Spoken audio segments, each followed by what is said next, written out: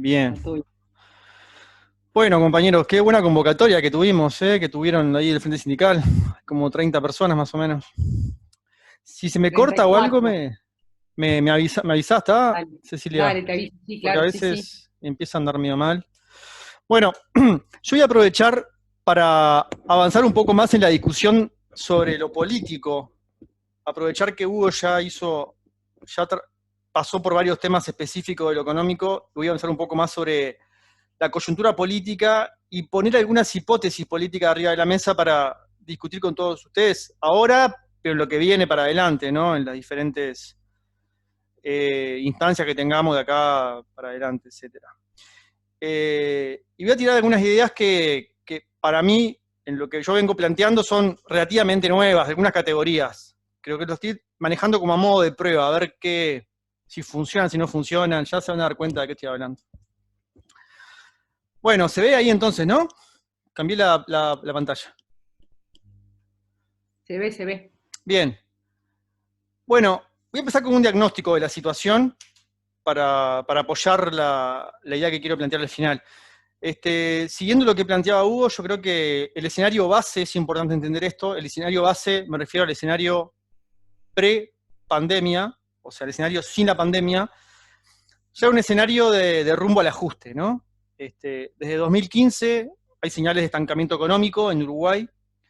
Luego de 10 años de crecimiento, en 2015 la economía entra a crecer al 1% aproximadamente, versus el 5% anual promedio que crecía en los anteriores 10 años. O sea que ya de 2015 ya Uruguay entra a la fase de estancamiento de su ciclo económico. Y tiene que ver fundamentalmente con la caída de los precios de las materias primas en 2014-2015 y con la retracción de la inversión extranjera directa. O sea que ya la cosa venía rara desde 2015 para adelante. Por eso no es casualidad que haya habido un relevo en el gobierno también, ¿no? Entonces teníamos un horizonte de estancamiento y precarización ya planteado desde antes de la pandemia. Políticamente yo creo que lo que podemos diagnosticar es que lo que hubo fue un cambio de manos de la iniciativa política en todo ese ciclo que se da en 2013, 2014, 2016, 2017, 2018. En 2018 aparece un solo Uruguay, enero de 2018, si no me equivoco en las cuentas de los años, que va mostrando que hay un cambio en la iniciativa política. En el sentido que aparece un sujeto que expresa el capital agrario, que empieza a impugnar lo que yo llamo, entre comillas, el vallismo. Entre comillas. ¿Qué quiero decir con esto? Un modelo progresista que apuesta por el Estado medianamente, que apuesta por la integración social, lo que ya conocemos que es el relato del progresista. Esto, en este escenario base de lo económico, en lo político, yo identificaría, como modo de hipótesis, que empezamos a situarnos en un momento antivallista, de vuelta, entre comillas. ¿A qué me refiero con esto? Es la forma política que asume la fase de caída del ciclo económico. Es decir, las fuerzas más reaccionarias comienzan a tener la iniciativa política, y su proyecto tiene que ver con la desarticulación del entramado que constituye el progresismo, digamos, el reparto relativo de riqueza, asignaciones sociales, derechos laborales, incremento del salario.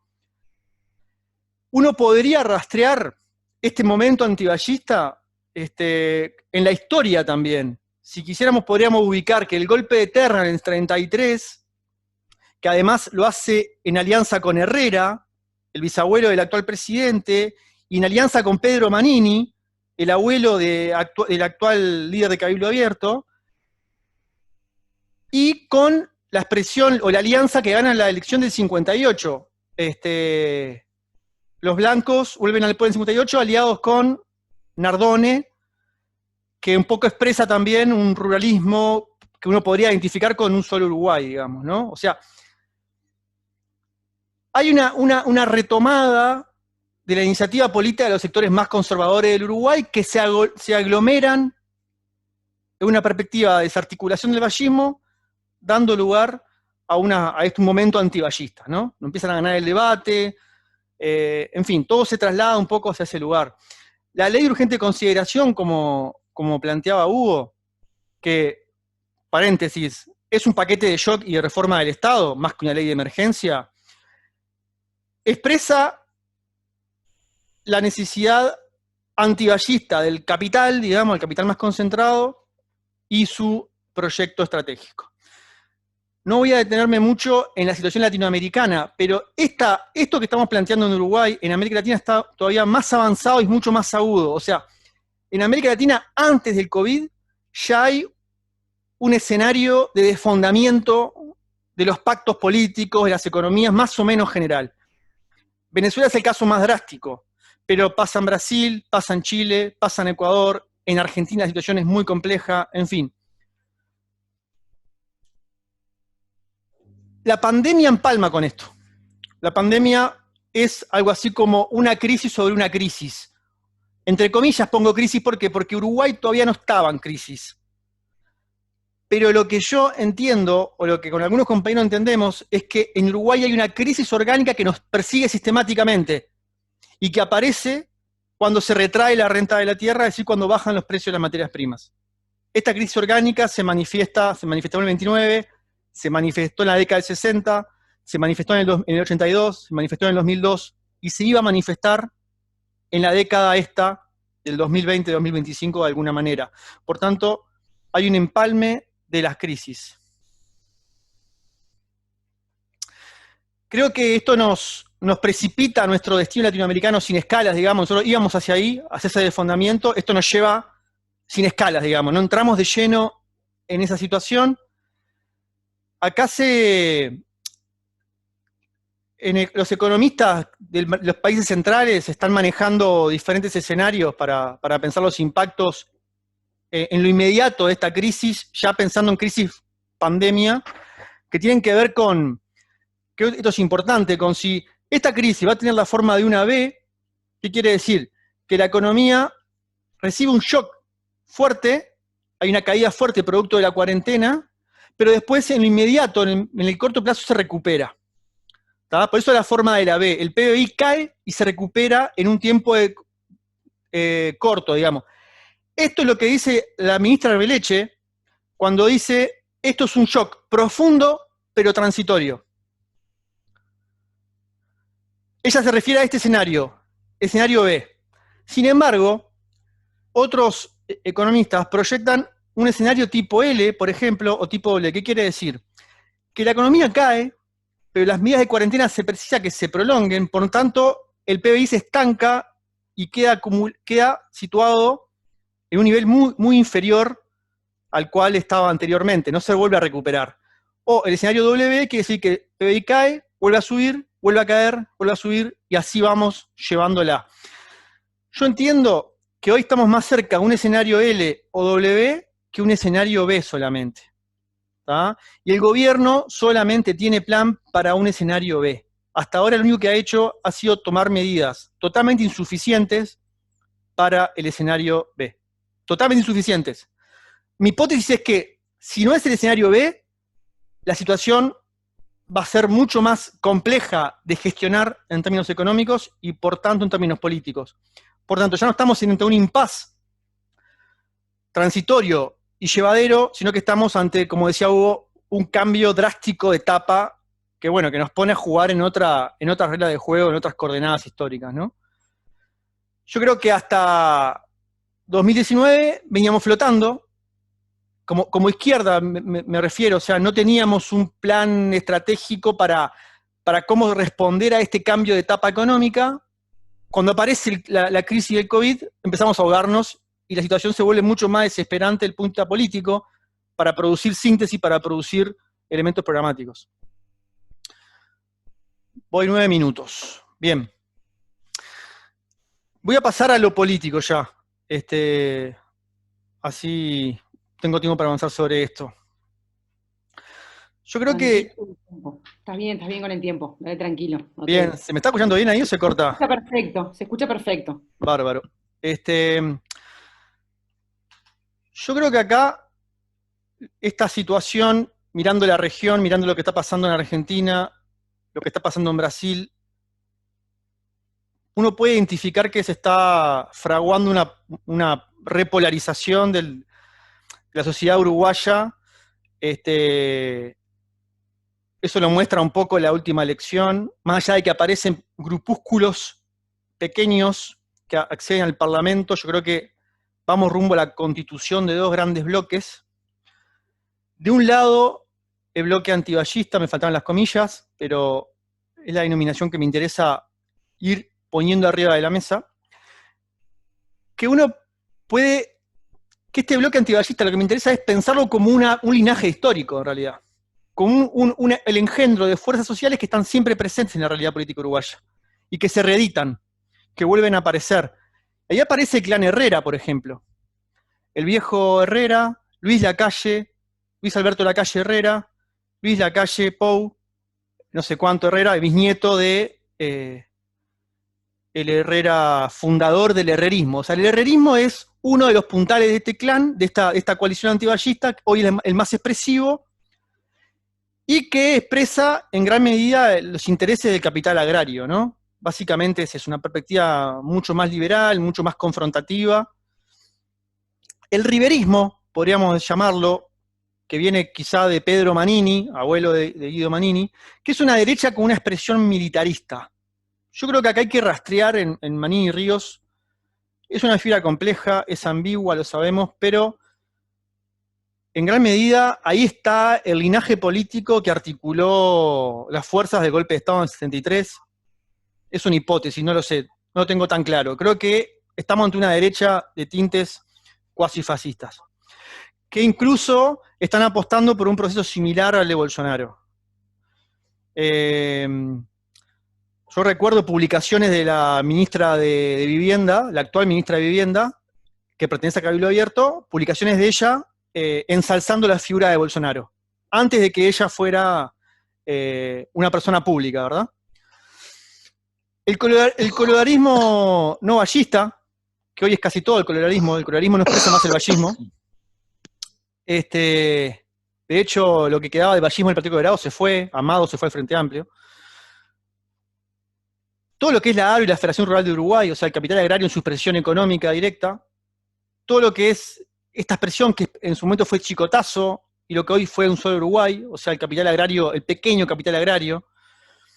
Entonces, esto de que hay un rastro histórico, un linaje que se repite, y este sujeto está siempre ahí, y es un 30% quizá más o menos, bastante sólido de la expresión electoral en Uruguay. Se reproduce la base de la renta agraria privatizada en manos de este sector, los reproduce políticamente, les da espalda de clase. Acá hay un sujeto que creo que en Argentina lo expresó Macri en su momento, y hoy está relegado a la oposición, pero que está ahí, está permanente, aristocrático, clerical, está ahí, está instalado en la realidad uruguaya como una fuerza social que se traspasa generacionalmente. Se traspasa de forma burda, porque sabemos que se expresa bajo la forma de linajes, padres, hijos, abuelos, etc. Y yo creo que este sujeto expresa el Uruguay imposible, el Uruguay insostenible o la renuncia al Uruguay. O sea, es un sujeto social que nos viene a desestructurar, que viene a mellar las capacidades o las posibilidades remotas que tenemos de construir un país mínimamente integrado. Es un sujeto que expresa una parte muy minoritaria de la población, pero con mucho poder. Y estas cosas que estoy diciendo tienen que ver con una lectura de la historia, de la economía, de la lucha de clases, pero también tienen que ver con opciones de relato. Creo que hay que pensar esto en la dimensión del relato. ¿Quiénes son ellos? ¿Quiénes somos nosotros? Por eso esta disputa por decir, bueno, ¿quién es el vallismo en definitiva en Uruguay? ¿Quién en Uruguay expresa la posibilidad de un país para todos y quién no expresa eso? Y este sujeto no ofrece ningún tipo de horizonte de orden.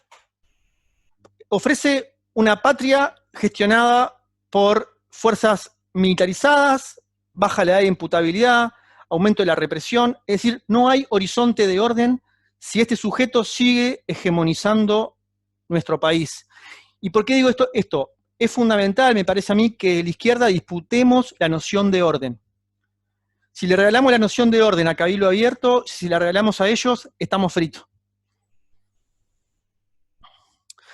Del otro lado del polo, yo creo que lo que hay es el bloque sociológicamente ballista, entre comillas. es decir, trabajadores, obreros pauperizados, población obrera sobrante.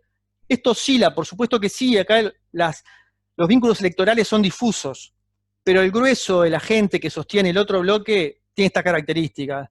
Son laburantes, son obreros pauperizados, es gente que vive de planes sociales, es la universidad, es parte de la intelectualidad y es parte del pequeño capital. Yo creo que este bloque expresa la posibilidad de la casa común. Es decir, perdón que no encuentro lo que... El Uruguay posible y el anhelo de un capitalismo con integración social. Creo que un poco en esa, no es un bloque radicalizado, no es un bloque que plantea superaciones, no, es un bloque que lo que trata es de mantenerse a flote, digamos, mantener la esperanza de un país posible, de un Uruguay integrado, de un Uruguay que no se termina de fracturar, de un Uruguay que no se descompone. Yo creo entonces que nos instalamos crecientemente en un marco de polarización, que reedita, como decía hoy, un conflicto que viene desde el fondo de la historia del Uruguay, que se reedita, que se recrea. De alguna manera, no estamos en el 58 ni en el 33, pero el verso que estamos teniendo ahora rima muchísimo con el 58 y con el 33. Se están expresando fuerzas sociales similares y yo creo que no hay mucho margen para escapar de esta polarización. Entonces, en ese sentido, ahí planteo esta idea de estrechar filas. La saqué de un poema que supuestamente se atribuyó a Lenin hace poco. Él dice, hay que estrechar filas ahora.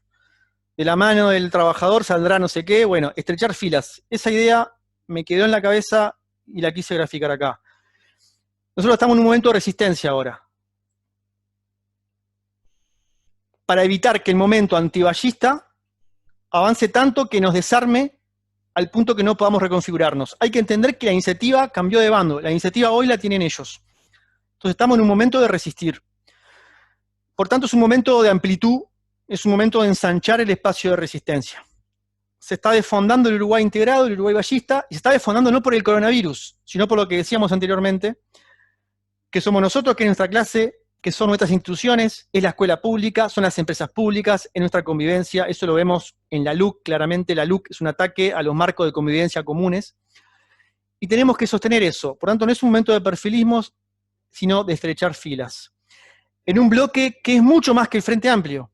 Es más amplio en lo político y en lo social. Aparece el feminismo, aparecen las proyectos ecológicas, y este bloque es el muro de contención para aguantar lo otro. Y si eso se agrieta, si este bloque se agrieta, nos superan.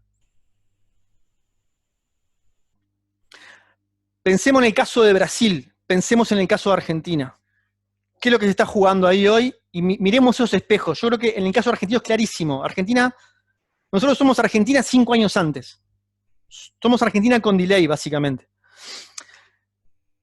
¿A qué me lleva esto? Esta caracterización en términos de polaridad, de polarización, en base a estos bloques, a esta idea que la planteo en clave también de provocación y jugando un poco con la palabra, que es radicalizar el vallismo. Y vuelta a vallismo entre comillas. ¿Por qué hablo de vallismo? Porque hay que encontrar una identidad genérica que conecte con lo mejor que tiene el Uruguay, que nos ponga a nosotros como herederos del Uruguay y los ponga a ellos como la minoría que entorpece, que molesta, que es negligente para que en Uruguay podamos tener un país para todos. Pero si nos siguen ganando la centralidad del tablero político, ubicándose ellos como la referencia de la unidad superior que es el país, pongámosle, nos corren permanentemente del tablero político y quedamos siempre escorados a un costado como la minoría molesta, como aquellos que reclaman, como... No, la noción de orden, tenemos que ganar la noción de orden, tenemos que ganar la noción de la unidad nacional. Entonces esto de radicalizar el vallismo no quiere decir morir abrazados a una mirada que no puede hacer frente a los desafíos. Yo creo que el vallismo en sí mismo, como doctrina, no está a la altura de la situación, no se puede reeditar. El vallismo es el Uruguay con renta, básicamente. El vallismo es el Uruguay con explosión de los precios de las materias primas al alza, y eso no se puede reeditar. Pero sin embargo, creo que hay que pensar que ahí está la potencia que nos puede llevar adelante y nos puede empujar un poco más. Sino acumular para que seamos capaces de delinear y sostener las medidas necesarias para una nueva etapa. La pregunta de fuego que hay que responder en algún momento es, ¿somos capaces, como síntesis de fuerzas sociales diversas, este bloque, digamos, de proponer e implementar las medidas capaces de superar las contradicciones que ahogan nuestra sociedad. Ese es el problema principal. Y ahí la clave en esto de radicalizar el vallismo es dar un salto programático. Es decir, pensar elementos programáticos para una etapa que ya es diferente. Ya lo era con el COVID, ya lo era sin el COVID, ahora con el COVID es totalmente excepcional. Y ahí aparece este problema fundamental. Perdón que se me mezclan las fotos, las imágenes de ustedes con las palabras que tengo escritas ahí y no puedo leer y corro todo el tiempo de las imágenes. Eso de que tenemos que construir capacidad de superar la estructura de clases que nos está llevando puestos. Acá el problema de fondo no es la alternancia en el gobierno únicamente, no es un problema de elencos políticos, es un problema de clases que, entre otras cosas, se expresan en términos de elencos políticos y de rotación en el gobierno. Por eso la idea de traer este linaje, el linaje de las fuerzas autoritarias, antinacionales y antivallistas que vuelven siempre de vuelta por la defensa de sus privilegios. Yo creo que las ideas socialistas, las ideas reformistas, radicales, las ideas de superación de lo mercantil, ya no son maximalismos ideológicos hoy en día sobre la base de esta nueva realidad, sino que son la forma práctica de resolver el problema de la vida e incluso el problema de la muerte. La bolsa o la vida, el mercado o la vida, la propiedad o la vida. ¿A qué voy? Que es el momento donde lo programático deja de ser, lo programático en un sentido de avanzada, de reformas de fondo, de impugnación del orden, de la oligarquía uruguaya, se vuelve un imperativo de una necesidad imperiosa. Ya no es algo más de izquierditas de café y eso. Es un problema del común de la sociedad. El escenario de base era un cambio de etapa, por tanto son necesarias nuevas baterías. Pero el nuevo escenario acelera todo esto y es incierto en su profundidad y duración. La excepcionalidad como Estado, es decir, estamos entrando a un momento de excepcionalidad. Si la pandemia se vuelve una realidad duradera, de 10 meses, un año y medio. Es decir, si es un escenario tipo B corta, bueno, muy bien. Va a haber que aplaudir si el gobierno puede gestionar esto bien, pero no va a ser nuestro momento. Ahora, si esto se instala, yo creo que abre un escenario de excepcionalidad. ¿Qué diferente a un estado de excepción? El estado de excepción es algo que marca el gobierno de sus potestades legales. Pero la excepcionalidad como estado es un estado de ánimo político, es esta idea de tiempos leninistas, tiempos donde se amplía lo políticamente posible, para bien y para mal. Quiero decir, hablar de, por ejemplo, tocar todo lo que son los ingresos extraordinarios, las exportaciones del capital agroexportador, hace 5 años no era posible, hoy es posible. Y si no haces eso, te salta el quilombo por otro lado. Se entra a morir la gente de hambre en los barrios, no llega la comida, etc.